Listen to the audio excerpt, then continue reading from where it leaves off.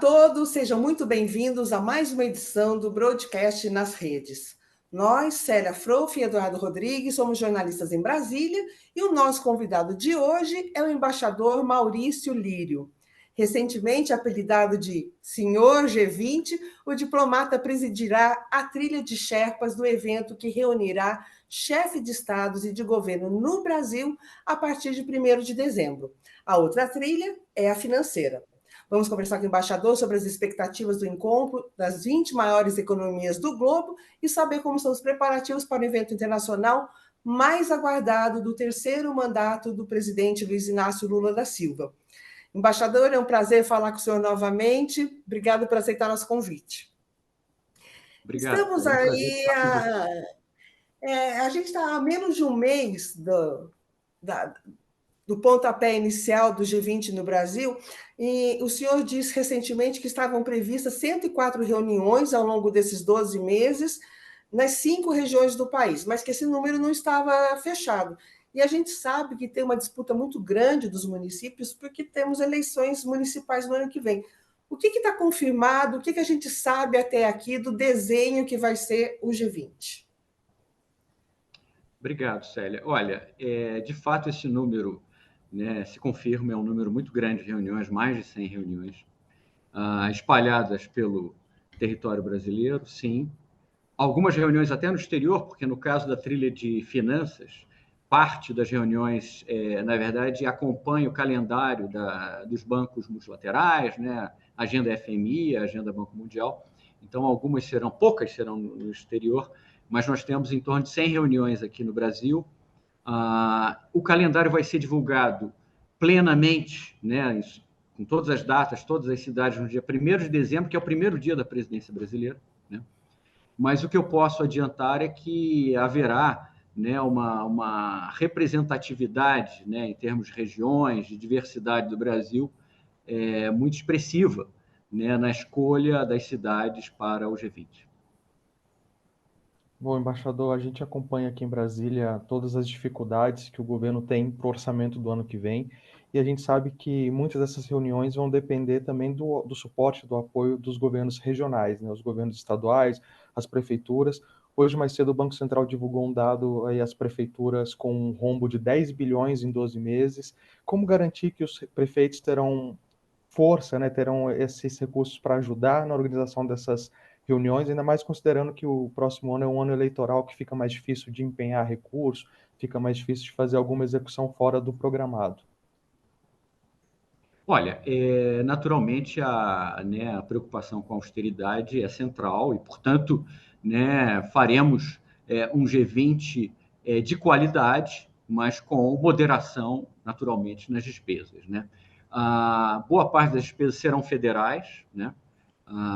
Eu sei que haverá envolvimento dos municípios e estados, mas, na verdade, a maior parte do orçamento será federal. A gente tem feito vários esforços justamente para reduzir gastos, inclusive uma centralização com o MGI, que é o Ministério da Gestão e Inovação, para efeito de licitações para compras de serviços para as reuniões. Então, é um esforço também de, eu diria, otimizar gastos entre os vários ministérios envolvidos, né? Então, é um esforço grande de fazer com que nós tenhamos um G20 de muita qualidade no Brasil, mas, ao mesmo tempo, respeitadas as preocupações que nós temos também com a austeridade fiscal.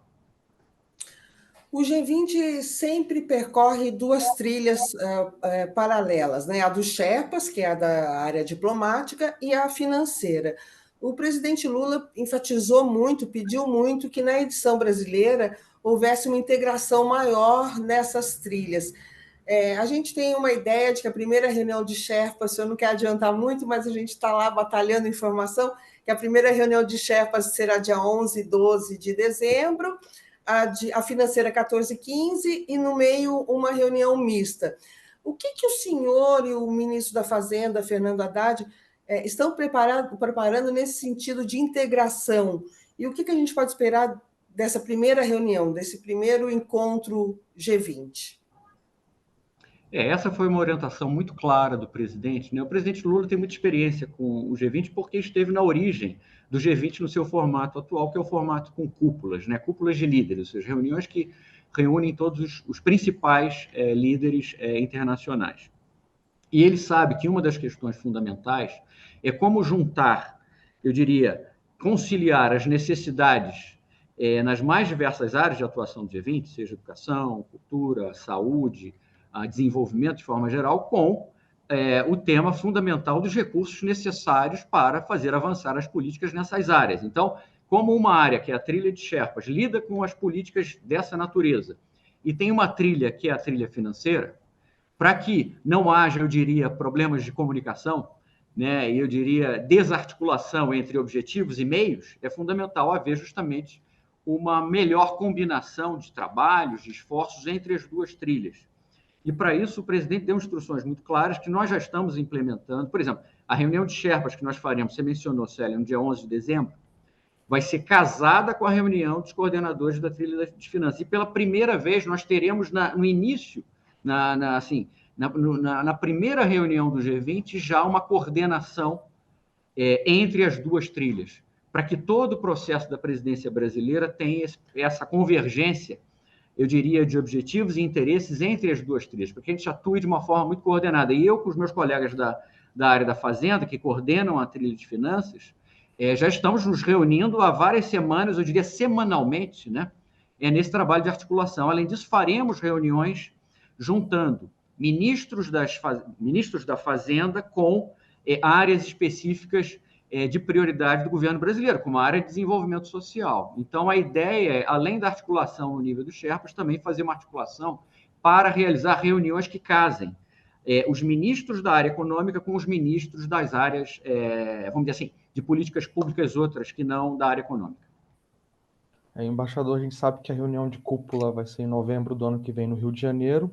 Eu queria saber se a trilha de Sherpas também vai ocorrer no Rio de Janeiro, e se a trilha financeira vai ocorrer em São Paulo, mas até justamente por causa dessa integração pretendida entre as duas trilhas, se o Rio de Janeiro também pode sediar alguma reunião da trilha financeira. Olha, as duas trilhas têm vários grupos de trabalho e várias reuniões ministeriais. Então, vamos lá. Trilha de Sherpas. Teremos 15 grupos de trabalho, mais uma força-tarefa sobre a Aliança Global contra a Fome, mais uma força-tarefa sobre mobilização contra a mudança do clima. E para cada um desses grupos, ou força-tarefa, são realizadas reuniões em nível técnico, 2 ou 3 reuniões presenciais, tá? E depois nós temos uma reunião ministerial. Por isso que a gente vai ter tantas reuniões, por isso essa centena de reuniões, porque, na verdade, não são só as ministeriais. Reuniões ministeriais a gente vai ter em torno de 20 a 21 reuniões, tá? Isso é uma coisa. Mas, antes disso, as reuniões terão de acontecer. E essas reuniões serão em várias cidades do Brasil, tanto as ministeriais como as reuniões do grupo de trabalho. No caso da trilha de finanças, você perguntou, haverá reuniões em São Paulo, no Rio, em outras cidades, tá? Como haverá também, no caso da trilha de Sherpas, né?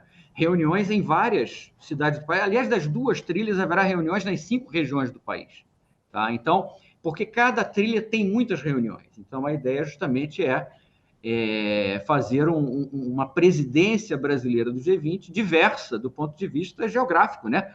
Com a multiplicidade, a diversidade do próprio país. Tá? Uma novidade que a gente pretende apresentar no G20 também, pelo que a gente apurou, até porque acho que o presidente Lula já falou abertamente sobre isso, é incluir a sociedade civil nas discussões. O que a gente descobriu, na realidade, é que deve ter um evento paralelo à cúpula de líderes, que é o auge, né, vamos falar assim, do evento, que é em novembro do ano que vem, e que os organizadores, quem está pensando no G20, está pensando em fazer também um grande evento para a sociedade civil. Isso está no radar mesmo? E o porquê de fazer isso? E o que a gente pode esperar desse encontro? Não, isso é outra prioridade, sim, do governo brasileiro, né? O fato de que nós precisamos de um G20 mais aberto às contribuições da sociedade civil. Tá? O G20 já tem uma tradição de engajamento de sociedade civil, que são os 11 grupos que nós chamamos grupos de engajamento. Tá? Então, tem o B20, que é, né, o Business 20, né, que são as empresas. Né? No caso do Brasil, o B20 é coordenado pela CNI. Tá?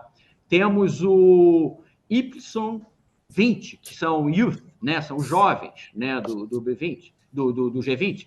Temos o T20, que são os think tanks, são, né, eu diria, os centros de pensamento e de reflexão acadêmica sobre questões relacionadas à agenda do G20. Então, cada um desses 11 grupos já se reúne, né, por meio de formatos estabelecidos por eles próprios, né, em paralelo às reuniões do G20. Mas o que nós queremos fazer é aproveitar justamente as reuniões de Sherpas e também a reunião de líderes, né, para que elas possam receber contribuições também da sociedade civil, né?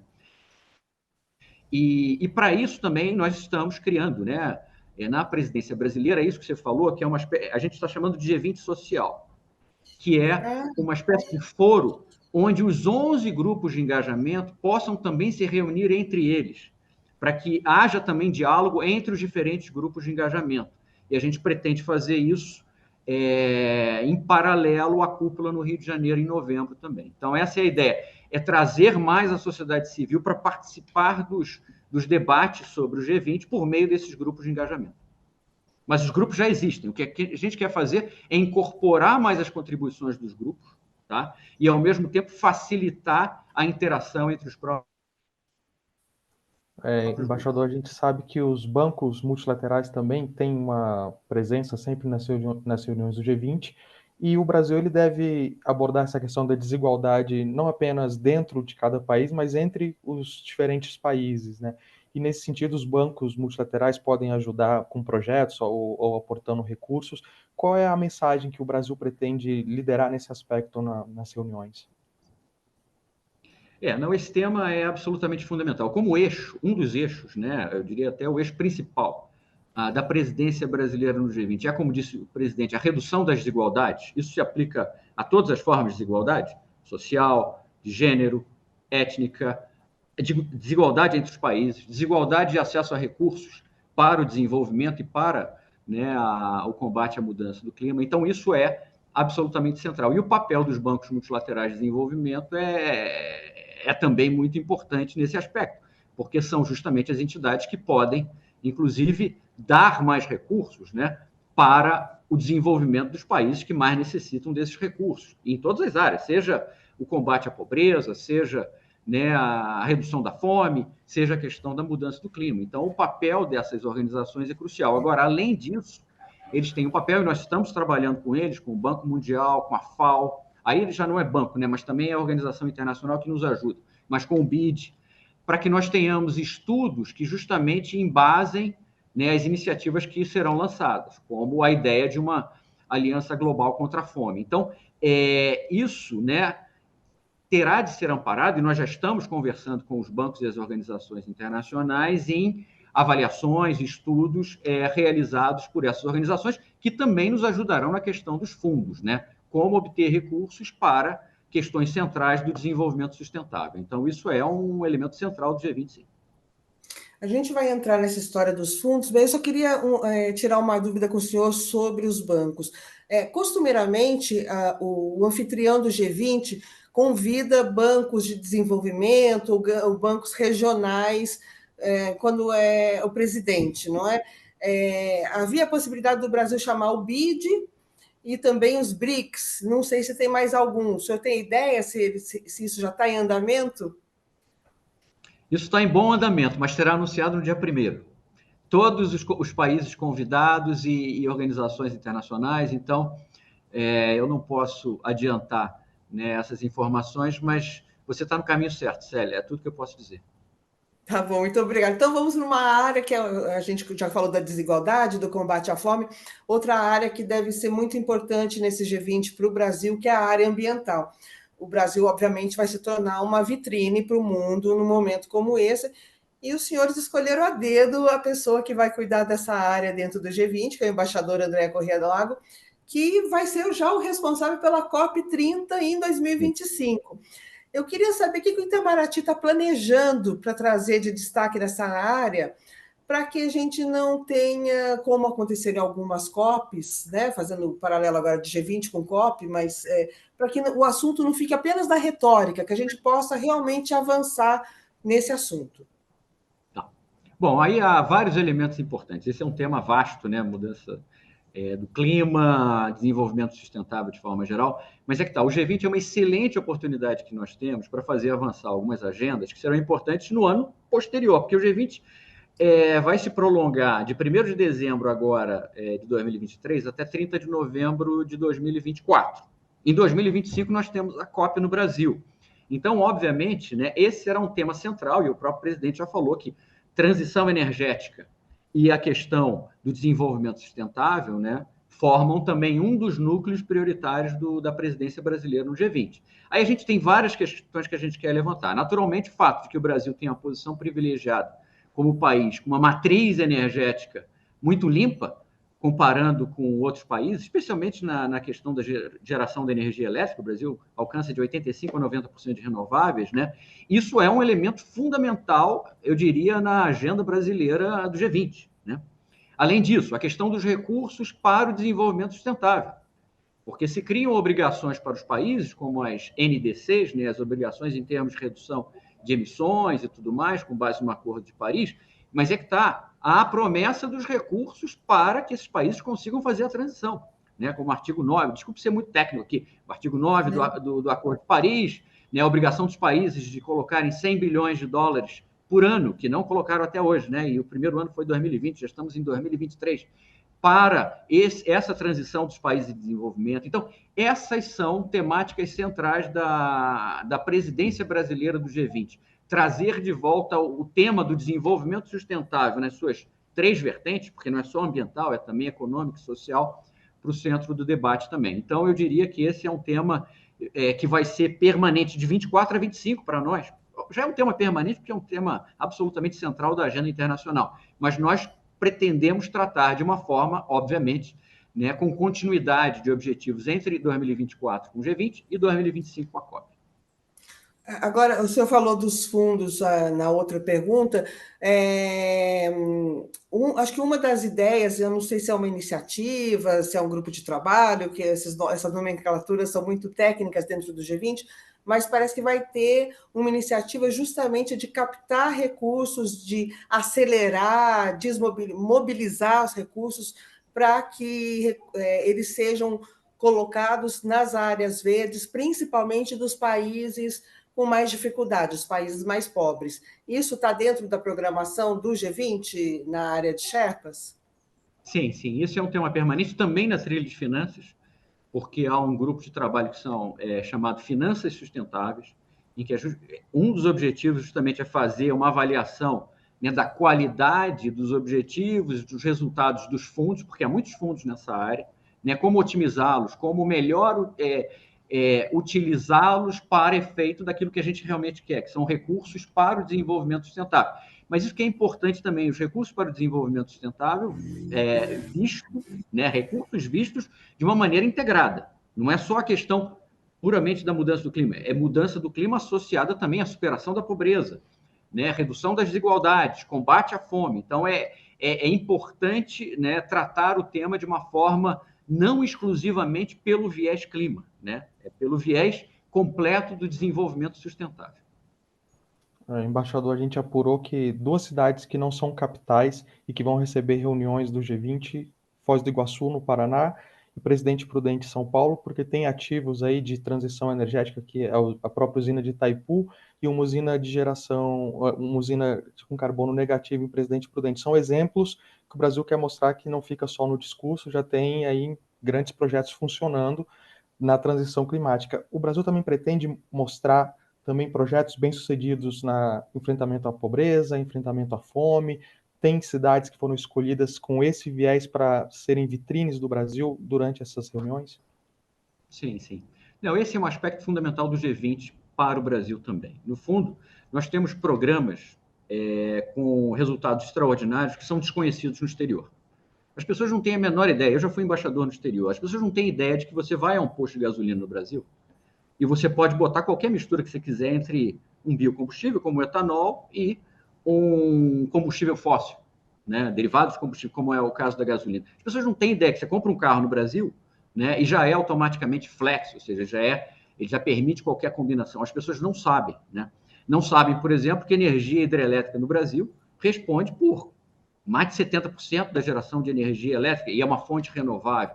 Então, é importante também o G20 para que nós apresentemos, né, as credenciais do Brasil nessa área e muitas vezes também possamos ajudar outros países a adotar determinadas políticas públicas nesse sentido. É o caso dos programas sociais no Brasil também. Bolsa Família é um programa absolutamente extraordinário, né, que é objeto de elogios do Banco Mundial como exemplo e modelo para outros países. Então, naturalmente, isso é um elemento fundamental. Eu não posso declinar o nome da cidade, mas, de fato, Foz do Iguaçu tem Itaipu. Seria uma razão ótima.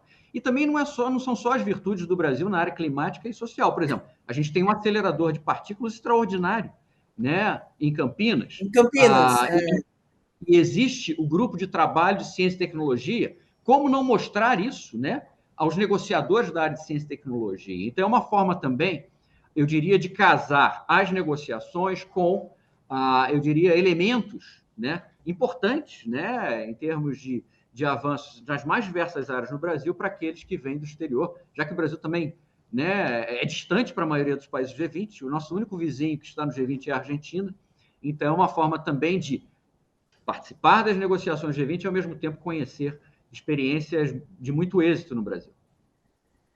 Embaixador, recentemente, até pelos acontecimentos e o contexto global de muitos deles, a guerra na Ucrânia, agora mais recentemente o conflito no Oriente Médio, a gente teve uma pandemia e o papel do G20 tem sido debatido até que ponto o G20 deve ou não entrar nesses outros temas também. O senhor acredita que esse é um debate que será feito ao longo do próximo ano, durante a presidência do Brasil? Como o Brasil deve abordar isso? Acaba que o G20 também trata, no final das contas, de temas, eu diria, geoestratégicos, né? A gente viu que a questão da Ucrânia foi objeto de várias declarações do G20, tivemos uma negociação importante em Delhi, foi possível chegar a um acordo sobre texto, e há outras questões geopolíticas envolvidas agora também. Então, naturalmente, isso tende também eu diria, atrair a atenção de muitos países para que nós tenhamos também um papel no G20 que possa ser uma contribuição positiva, né, para a solução desses problemas. E agora, um dos elementos centrais do G20 na presidência brasileira é justamente a reforma, eu diria que é uma reforma para a paz, né? É a reforma da governança global, inclusive dos órgãos e das organizações que lidam diretamente com temas de segurança, de defesa e segurança, como é o caso da ONU. Então, uma das contribuições que o Brasil quer dar é justamente um empurrão positivo na reforma de organizações como a ONU, para que essas organizações estejam melhor aparelhadas, mais capacitadas, politicamente fortalecidas para enfrentar as crises na área, eu diria, geopolítica no mundo. O senhor acredita que uma solução ou uma mensagem que encaminhe lá na frente para uma reforma dessas instituições seria a grande contribuição do Brasil para o mundo nesse momento?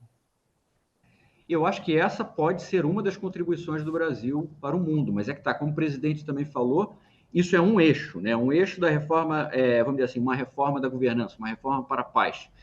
Outro elemento fundamental, como já falamos, é a mudança do clima, mas o outro elemento que também é muito importante é esse da redução da desigualdade social, da fome, da pobreza. E para isso, né, um dos elementos centrais também do G20 será o lançamento de uma aliança global contra a fome. Isso o presidente já falou muito enfaticamente, ele tem falado, né, do flagelo, que é a existência de 750 milhões, entre 750 milhões e 800 milhões de pessoas que ainda sofrem de fome no mundo, e como é que líderes que se reúnem em torno de uma mesa, os principais líderes das principais economias internacionais, não vão lidar com esse tema que é absolutamente central da agenda e que deveria movê-los a tomar iniciativas para a superação do problema. Então, isso aí também eu diria que é algo muito concreto, né? A gente tem envolvido várias instituições na preparação desse tema também. O próprio presidente é muito engajado no tema, né? Tem falado muito sobre isso, fala com os outros líderes, então isso será também um tema muito importante da presidência brasileira. A gente sabe que tem muitas reuniões, como o senhor falou, nas 5 regiões do país, mas também foi considerada a possibilidade de se fazer reuniões de forma virtual, como aconteceu durante a época da pandemia, obviamente por esse problema. Como é que vai ser esse mix no Brasil? Vai ser 50-50? Acho que não, né? Assim, como é que vocês estão planejando isso? Em que momento essas reuniões virtuais vão acontecer? Não, as reuniões virtuais vão acontecer em janeiro e fevereiro, tá? Porque as reuniões dos grupos de trabalho geralmente são 3 ou 4 antes da reunião ministerial, ou seja, eu diria, cada sequência de reuniões de grupos de trabalho, né, cada sequência culmina numa reunião ministerial. Então, é a preparação do trabalho. Por exemplo, saúde. Aí tem o grupo de trabalho de saúde, se reúne 3 vezes, depois tem a ministerial com os ministros da saúde, tá? A primeira reunião do grupo de trabalho será virtual, para cada grupo. Porque, na verdade, a primeira reunião é de discussão do papel que o Brasil apresenta, porque o Brasil vai apresentar no dia 1º de dezembro as propostas para cada uma das áreas do G20, tá? E esse grupo de trabalho os países recebem as propostas, então a primeira discussão, que é só uma discussão preliminar das propostas, será feita por videoconferência. Então, são reuniões que a gente vai fazer entre janeiro e fevereiro. A partir de março, começam reuniões presenciais, tá? Então, esse é o calendário. Mas uma reunião muito importante que vai ser em fevereiro no Brasil vai ser a reunião de chanceleres, né?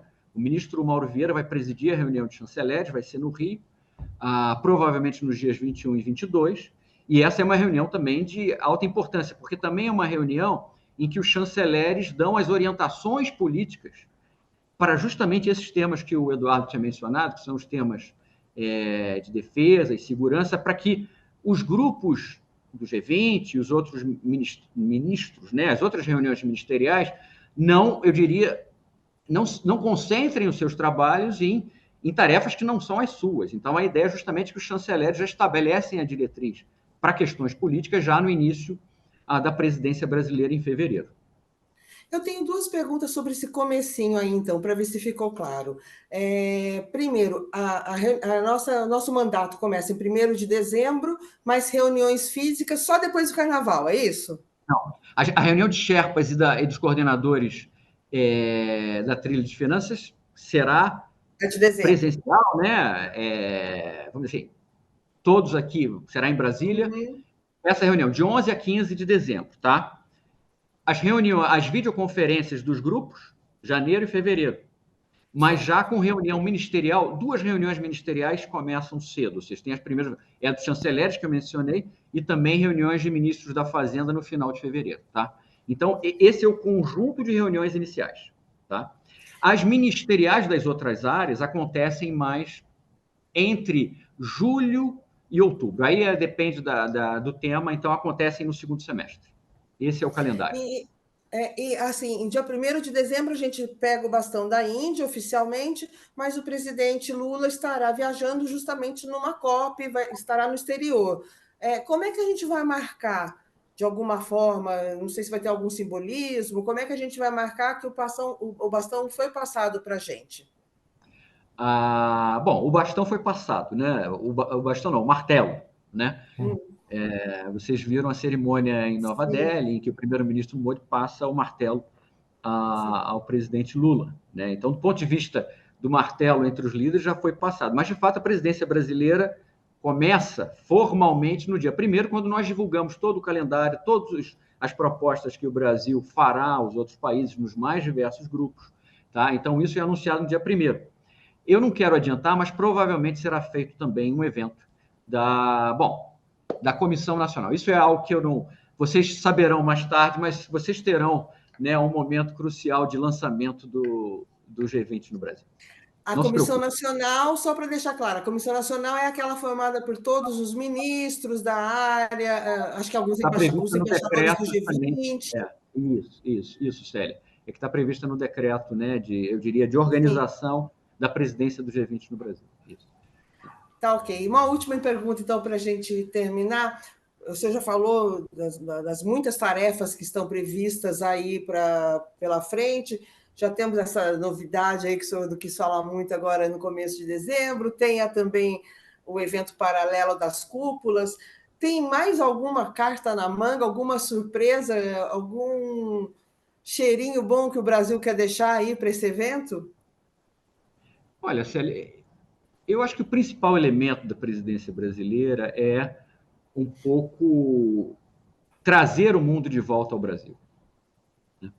Nós tivemos um ano intenso que o presidente Lula fez várias viagens internacionais fundamentais, né, para justamente recolocar, né, o Brasil no centro da agenda dos temas fundamentais, e teremos ao longo de 2024, né, eu diria, né, uma longa sequência de visitas de autoridades estrangeiras ao Brasil. Então, é um momento muito importante, que, no fundo, é retomar também, né, a agenda externa do Brasil como país anfitrião de líderes estrangeiros. Então, isso é muito importante, na verdade, tem muita visibilidade, nós vimos na presidência indiana, né?